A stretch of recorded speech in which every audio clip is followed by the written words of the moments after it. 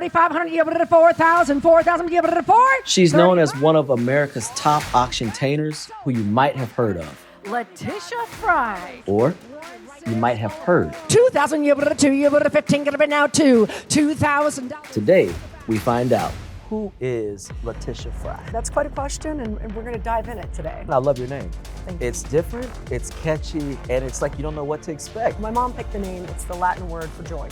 You're like the first white woman I have ever met named Letitia. I know. It's more culture. I mean, Leticia more culturally around Latinas, and then Letitia more culturally around African Americans. Yeah, I know. And so nobody sees that coming either. You don't know.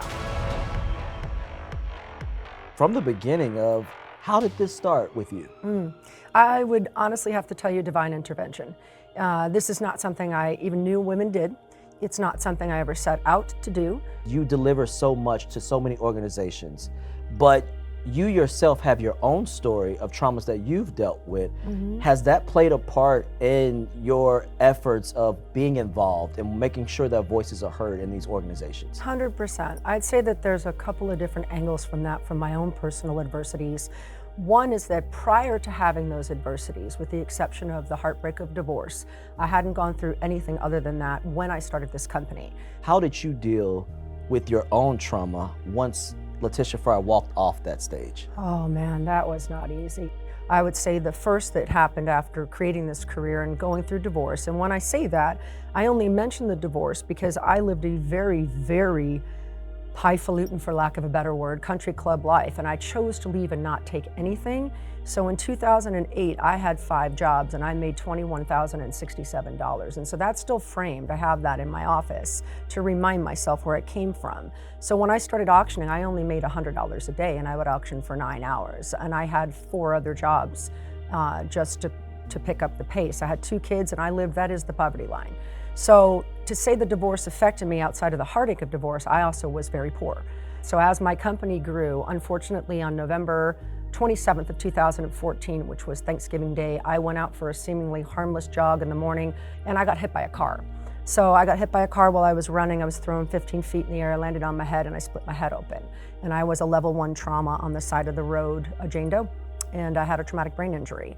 I ended up starting to have seizures on stage, and I had my first seizure back then in 2015 at the Super Bowl here. I had it with Joe Buck on stage.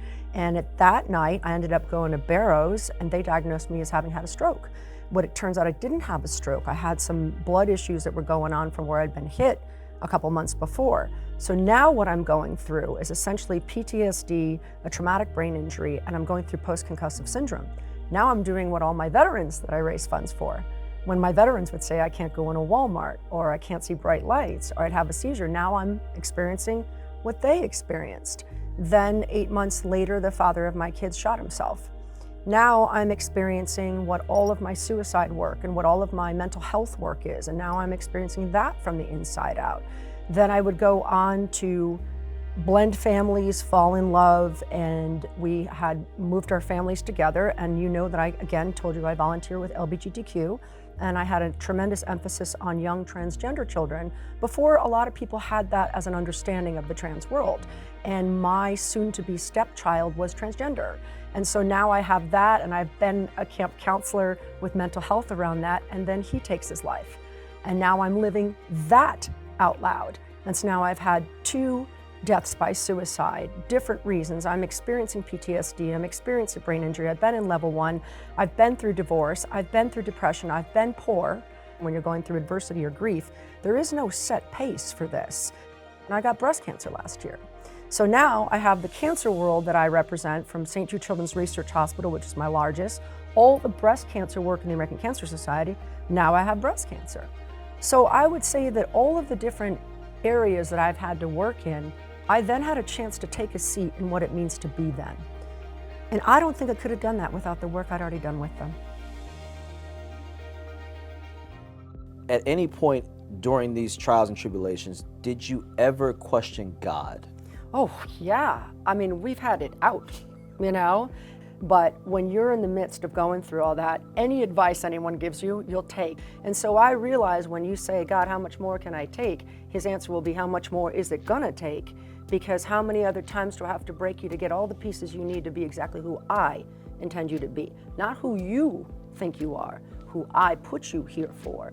Before the brain injury, I was horrible at math, and you've watched me be able to tell you that 122 people just gave $1,000 and counted up faster than a computer. I was on my cell phone when they were raising hands trying to do it, and you're walking back and forth and like, that's one something, something, something. I was like, how does she? Do you want to know what's so I was funny? calculating, how do you know that? So when I got the brain injury, I was, again, like I said, when you're in the darkness, you're open to anything. And a very close doctor friend of mine said, you know, well, there's some alternative things you could try. And he recommended brain mapping.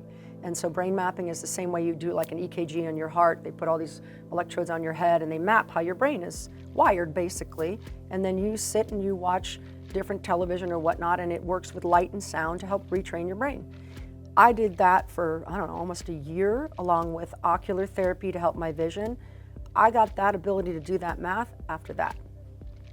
So you're telling me before when you were up there entertaining everyone, you weren't good at math.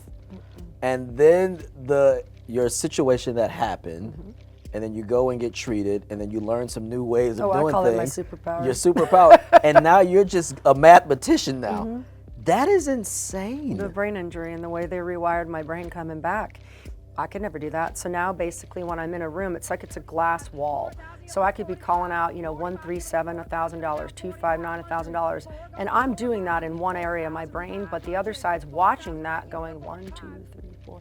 And so it's like two functions going on and watching each other through glass. But I was doing that with the, you know, one counting it, and Jay-Z goes, you know, you could put that to music. Like, that's got a rhythm, like another 1,000, 137, another 1,000, and I'm cutting, you know, like, and we're clapping, that's a and song. we're going. Go ahead, go a little bit, go ahead, go. Exactly. Another 1,000. Another 1,000, 137, add 1,000, 259, another 1,000. You know, like, so. My beat's a little off, but that's a song, man. But it's that's so a song. funny, because what I was thinking to myself, that moment, I laughed out loud and thought, let me get this straight.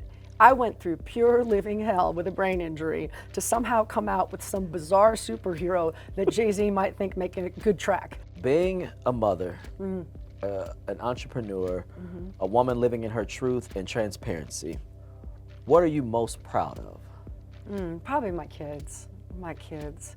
You know, there are definitely moments that there's no way I'd be here. I really don't think, and that's why for anyone that's out there that's really in the depths of a struggle, and we talk about suicide, and the reason I say no judgment is I have come close.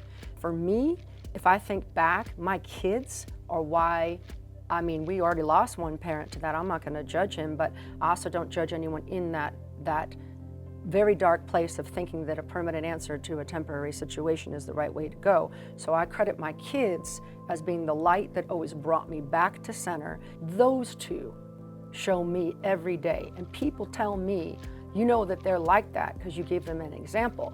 I said, well, I would like to think they're like that. I might have given the example, but the reason that I'm still on this earth is because they decided to run with the example and hold a mirror back to me. Who is Letitia Frye? I would say that Letitia Frye is the characteristics that consistently show up despite the circumstances she's in. And those characteristics are humor, giving, integrity, graciousness, and I will share everything I know with you. That's who I am.